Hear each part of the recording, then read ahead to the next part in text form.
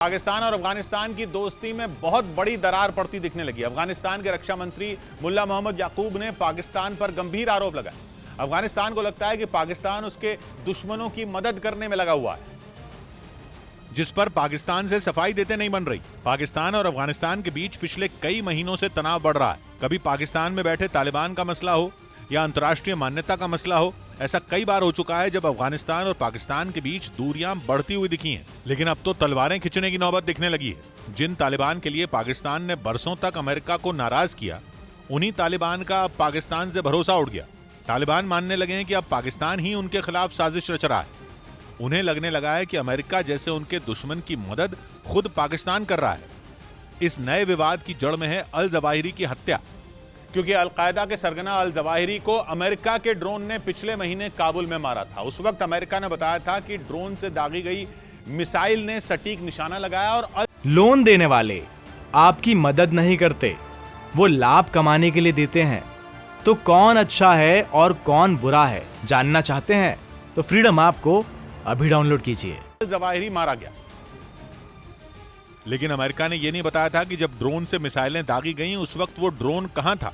इसी पहेली को सुलझाने की कोशिश तालिबान कई हफ्तों से कर रहे थे, और अब वो इस नतीजे पर पहुंचे हैं कि अमेरिका का ड्रोन उस वक्त पाकिस्तान में था।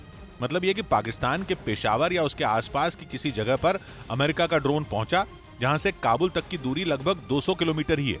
फिर वहीं से अलकायदा चीफ अल जवाहिरी को निशाना बनाया गया। उस वक्त दावा किया गया था कि अल जवाहिरी काबुल के किसी खुफिया ठिकाने में रह रहा था, और जैसे ही वो बालकनी में निकला था, उसे मिसाइल ने निशाना बना लिया था। तालिबान मान रहे हैं कि जानबूझकर इस ऑपरेशन के लिए पाकिस्तान ने अपनी एयर स्पेस का इस्तेमाल करने की इजाजत अमेरिका को दी। अफगानिस्तान में हमला करने के लिए अमेरिका की मदद करना तालिबान को भड़काने वाला कदम है। इसीलिए अफगानिस्तान के रक्षा मंत्री ने खुलकर इस मामले में पाकिस्तान को घेरा। उन्होंने आरोप लगाया कि पाकिस्तान ने अपनी एयर स्पेस का इस्तेमाल करने की इजाजत अमेरिका को दी, जिसकी वजह से अफगानिस्तान तक अमेरिका की मिसाइल पहुंच गई। लेकिन तालिबान के आरोपों से पाकिस्तान ने इनकार नहीं किया, बल्कि पाकिस्तान के विदेश मंत्री बिलावल भुट्टो जरदारी गोलमोल जवाब देते रहे। कभी आरोपों की जांच का हवाला दिया तो कभी तालिबान को ही घेरने की कोशिश करने लगे। बल्कि यूं कहिए कि अफगानिस्तान और तालिबान के बारे में पाकिस्तान के मंत्री अमेरिका की भाषा बोल रहे हैं। बिलावल तो नसीहत देने लगे कि अफगानिस्तान की जमीन का इस्तेमाल आतंक के लिए नहीं होना चाहिए। उनका इशारा जवाहिरी की तरफ था। लेकिन पाकिस्तान के मंत्रियों के ऐसे बोल पूरी दुनिया के लिए किसी मजाक से कम नहीं है। यूं कहिए कि 900 चूहे खा के बिल्ली हज को गई। वो पाकिस्तान जिसे दुनिया आतंकियों का सबसे बड़ा अड्डा मानती है, वो अफगानिस्तान को नसीहत देने में लगा है।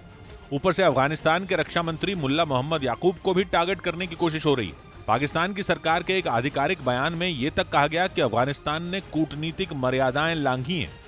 जाहिर है दोनों देशों के बीच ये विवाद नए टकराव की वजह बन सकता है।